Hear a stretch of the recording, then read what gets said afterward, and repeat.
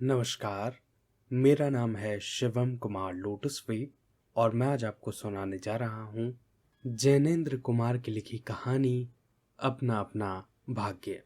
बहुत कुछ निरुद्देश्य घूम चुकने पर हम सड़क के किनारे की बेंच पर बैठ गए। नैनीताल की संध्या धीरे धीरे उतर रही थी। रुई के रेशे से भाप से बादल हमारे सिरों को छू छू कर बेरोक टोक घूम रहे थे। हल्के प्रकाश और अंधियारे से रंगकर कभी वे नीले दिखते, कभी सफेद और फिर देर में अरुण पड़ जाते। वे जैसे हमारे साथ खेल खेलना चाह रहे थे। पीछे हमारे पोलो वाला मैदान फैला था। सामने अंग्रेजों का एक प्रमोद गृह था जहां सुहावना रसीला बाजा बज रहा था और पार्श्व में ही था वही सुरमई अनुपम नैनीताल। ताल में किश्तियां अपने सफेद पाल उड़ाती हुई एक दो अंग्रेज यात्रियों को इधर से उधर और उधर से इधर खेल रही थी। कहीं कुछ अंग्रेज एक एक देवी सामने प्रस्थापित कर अपनी सुई सी शक्ल की डोंगियों को मानो शर्त बांधकर सर पर दौड़ा रहे थे। कहीं किनारे पर कुछ साहब अपनी बंसी डाले सधैर्य, एकाग्र, एकस्त, एकनिष्ठ मछली चिंतन कर रहे थे। पीछे पोलो लान में बच्चे किलकारियां मारते हुए हॉकी खेल रहे थे। शोर, मारपीट, गाली गलौज जैसे खेल का ही अंश था। इस तमाम खेल को उतने क्षणों का उद्देश्य बना वे बालक अपना सारा मन, सारी देह, समग्र बल और समूची विधा लगाकर मानो खत्म कर देना चाहते थे। उन्हें आगे की चिंता न थी, बीते का ख्याल न था। वे शुद्ध तत्काल के प्राणी थे। वे शब्द की संपूर्ण सच्चाई के साथ जीवित थे।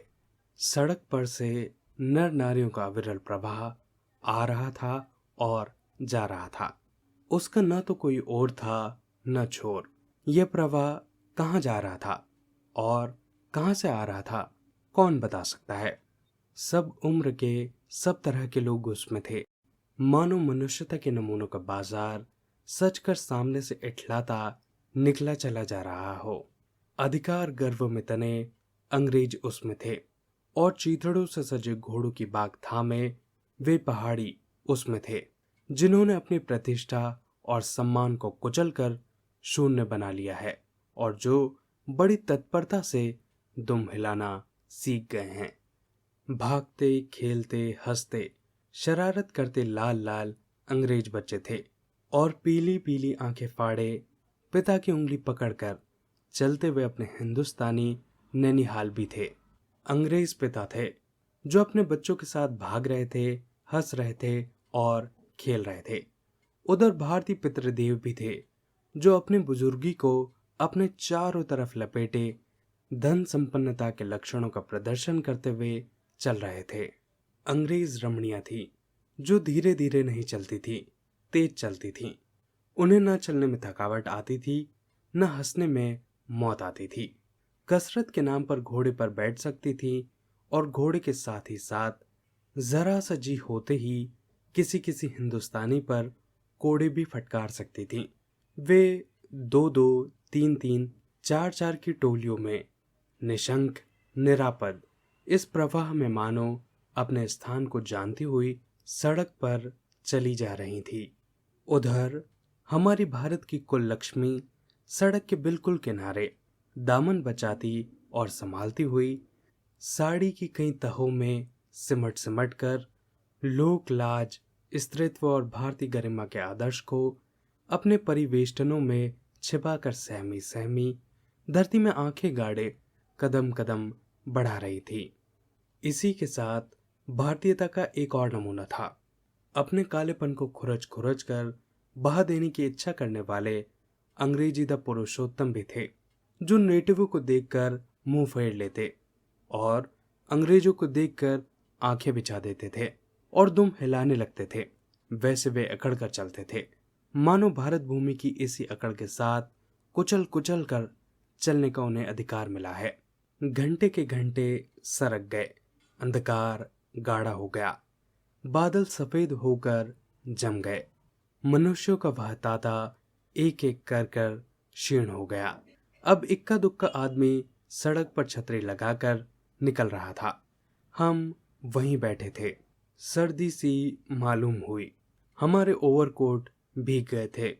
पीछे फिरकर देखा, यह लाल बर्फ की चादर की तरह बिल्कुल स्तब्ध और सुन्न पड़ा था। सब सन्नाटा था। तल्ली लाल की बिजली की रोशनियां दीपमालिका सी जगमगा रही थी। वह जगमगाहट 2 मील तक फैले हुए प्रकृति के जल दर्पण पर प्रतिबिंबित हो रही थी और दर्पण का कांपता हुआ, लहरें लेता हुआ वह जल प्रतिबिंबों को 100 गुना, 1000 गुना करके उनके प्रकाश को मानो एकत्र और पूंजीभूत करके व्याप्त कर रहा था। पहाड़ों के सिर पर की रोशनियां तारों सी जान पड़ती थी। हमारे देखते देखते एक घने पर्दे ने आकर इन सबको ढक लिया। रोशनियां मानो मर गई, जगमगाहट लुप्त हो गई। वे काले काले भूत से पहाड़ भी इस पर्दे के पीछे छिप गए। पास की वस्तु भी न दिखने लगी, मानो यह घनीभूत प्रलय था। सब कुछ इस घनी गहरी सफेदी में दब गया। एक शुभ्र महासागर ने फैलकर संस्कृति के सारे अस्तित्व को डुबो दिया। ऊपर नीचे चारों तरफ वह निर्भेद सफेद शून्यता ही फैली हुई थी। ऐसा घना कोहरा हमने कभी न देखा था। वह टप टप टपक रहा था। मार्ग बिल्कुल निर्जन चुप था। वह प्रवाह न जाने किन घोंसलों में जा छिपा था। उस वृहदकार शुभ्र शून्य में कहीं से 11 बार टन हो उठा, जैसे कहीं दूर कब्र से आवाज आ रही हो। हम अपने अपने होटलों के लिए चल दिए। रास्ते में 2 मित्रों का होटल मिला। दोनों वकील मित्र छुट्टी लेकर चले गए। हम दोनों आगे बढ़े। हमारा होटल आगे था। ताल के किनारे किनारे हम चले जा रहे थे। हमारे ओवरकोट तर हो गए थे। बारिश नहीं मालूम होती थी, पर वहां तो ऊपर नीचे हवा से कण कण में बारिश थी। सर्दी इतनी थी कि सोचा कोट पर एक कंबल होता तो अच्छा होता। रास्ते में ताल के बिल्कुल किनारे पर बेंच पड़ी थी। मैं जी में बेचैन हो रहा था। झटपट होटल पहुंचकर इन भीगे कपड़ों से छुट्टी पा गर्म बिस्तर में छिपकर सोना चाहता था, पर साथ के मित्रों की सनक कब उठेगी कब थमेगी इसका पता न था, और वह कैसी क्या होगी इसका भी कुछ अंदाजा न था। उन्होंने कहा, आओ जरा यहां बैठें। हम उस चूते कोहरे में रात के ठीक 1 बजे तालाब के किनारे उस भीगी बर्फ से ठंडी हो रही लोहे की बेंच पर बैठ गए। 5, 10, 15 मिनट हो गए। मित्र के उठने का इरादा न मालूम हुआ। मैंने खिसियाकर कहा, चलिए भी, अरे जरा बैठो भी। हाथ पकड़कर जरा बैठने के लिए जब इस जोर से बैठा लिया गया तो और कोई चारा न रहा। लाचार बैठे रहना पड़ा।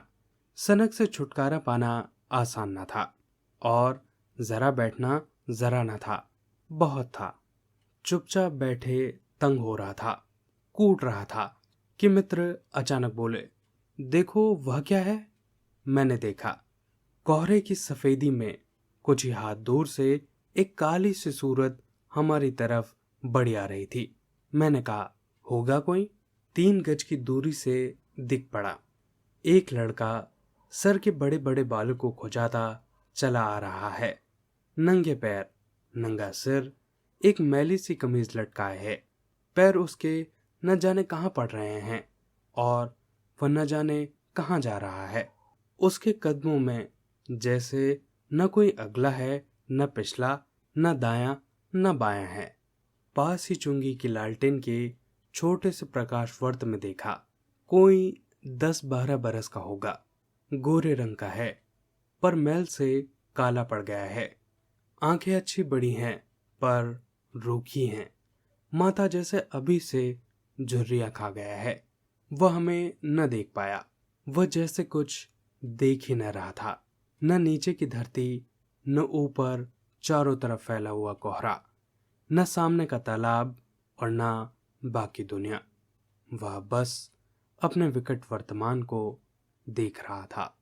मित्र ने आवाज दी। ए, उसने जाग कर देखा और पास आ गया। तू कहाँ जा रहा है? उसने अपनी सूनी आंखें फाड़ दी। दुनिया सो गई, तू ही क्यों घूम रहा है? बालक मौन, मूक, फिर भी बोलता हुआ चेहरा लेकर खड़ा रहा। कहाँ सोएगा? यहीं कहीं। कल कहाँ सोया था? दुकान पर। आज वहां क्यों नहीं? नौकरी से हटा दिया। क्या नौकरी थी? सब काम, 1 रुपया और झूठा खाना। फिर नौकरी करेगा? हाँ। बाहर चलेगा? हाँ। आज खाना क्या खाया? कुछ नहीं। अब खाना मिलेगा? नहीं मिलेगा। यूं ही सो जाएगा? हाँ। कहाँ? यहीं कहीं, इन्हीं कपड़ों में। बालक फिर आंखों से बोलकर मुंह खड़ा रहा। आंखें मानो बोलती थी, यह भी कैसा मूर्ख प्रश्न। माँ बाप हैं? हाँ। कहाँ? 15 कोस दूर, गांव में। तू भाग आया? हाँ। क्यों? मेरे कहीं छोटे भाई बहन हैं, सो भाग आया। वहाँ काम नहीं है, रोटी नहीं। बाप भूखा रहता था और मारता था। माँ भूखी रहती थी और रोती थी, सो भाग आया। एक साथी और था, उसी गांव का, मुझसे बड़ा था। दोनों साथ यहाँ आए। अब वह नहीं है। कहाँ गया? मर गया। मर गया? हाँ, साहब ने मारा, मर गया। अच्छा, हमारे साथ चल। वह साथ चल दिया। लौटकर हम वकील दोस्तों के होटल में पहुंचे। वकील साहब। वकील लोग होटल के ऊपर के कमरे से उतर कर आए। कश्मीरी दुशाला लपटे थे, मोजे चढ़े पैरों में चप्पल थी। स्वर में हल्की सी झुंझलाहट थी, कुछ लापरवाही थी। आहा, फिर आप कहिए, आपको नौकर की जरूरत थी ना? देखिए, ये लड़का है। कहाँ से ले आए हैं? इसे आप जानते हैं? जानता हूँ। यह बेईमान नहीं हो सकता। अजी, ये पहाड़ी बड़े शैतान होते हैं। बच्चे बच्चे में गुल छिपे रहते हैं। आप भी क्या अजीब हैं? उठा लाए हैं कहीं से? लो जी, यह नी कर लो। मानिए तो यह लड़का अच्छा निकलेगा। आप भी जी बस खूब हैं। ऐरे गैरे को नौकर बना लिया जाए, अगले दिन वह ना जाने क्या लेकर चंपत हो जाए। आप मानते ही नहीं, मैं क्या करूं? माने क्या खाक? आप भी जी अच्छा मजाक करते हैं। अच्छा, अब हम सोने जाते हैं। और वे 4 रुपए रोज के किराए वाले कमरे में सजी मसहरी पर सोने झटपट चले गए। वकील साहब के चले जाने पर होटल के बाहर आकर मित्र ने अपनी जेब में हाथ डालकर कुछ टटोला, पर झट कुछ निराश भाव से हाथ बाहर कर मेरी ओर देखने लगे। क्या है? इसे खाने के लिए कुछ देना चाहता था, अंग्रेजी में मित्र ने कहा। मगर 10-10 के नोट हैं। नोट ही हैं शायद मेरे पास, देखें। सचमुच मेरे पॉकेट में नोट ही थे। हम फिर अंग्रेजी में बोलने लगे। लड़के के दांत बीच बीच में कटकटा उठते, कड़ाके की सर्दी थी। मित्र ने पूछा, तब? मैंने कहा, 10 का नोट ही दे दो। सकपका कर मित्र मेरा मुंह देखने लगे। अरे यार, बजट बिगड़ जाएगा। हृदय में जितनी दया है, पास में उतने पैसे तो नहीं। तो जाने दो, ये दया ही इस जमाने में बहुत है, मैंने कहा। मित्र चुप रहे, जैसे कुछ सोचते रहे। फिर लड़के से बोले, अब आज तो कुछ नहीं हो सकता, कल मिलना। वह होटल डी पब जानता है? वहीं कल 10 बजे मिलेगा। हाँ। कुछ काम देंगे हुजूर? हाँ हाँ, ढूंढ दूंगा। तो जाऊं? हाँ। ठंडी सांस खींचकर मित्र ने कहा, कहाँ सोएगा? यहीं कहीं, बेंच पर, पेड़ के नीचे, किसी दुकान की भट्टी में। बालक फिर उसी प्रेत गति के साथ एक और बढ़ा और कोहरे में मिल गया।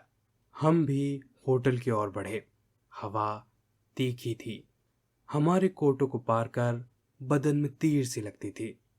सिकुड़ते हुए मित्र ने कहा, भयानक शीत है उसके पास, कम, बहुत कम कपड़े। यह संसार है यार। मैंने स्वार्थ की फिलोसॉफी सुनाई।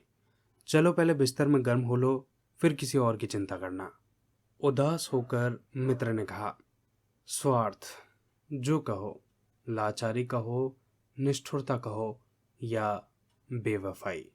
दूसरे दिन नैनीताल स्वर्ग के किसी काले गुलाम पशु के दुलारे का वह बेटा, वह बालक निश्चित समय पर हमारे होटल डी पब में नहीं आया। हम अपनी नैनीताल की सैर खुशी खुशी खत्म कर चलने को हुए। उस लड़की की आस लगाकर बैठे रहने की जरूरत हमने न समझी। मोटर में सवार होते ही थे कि यह समाचार हमें मिला कि पिछली रात एक पहाड़ी लड़का सड़क के किनारे पेड़ के नीचे ठिठुर कर मर गया।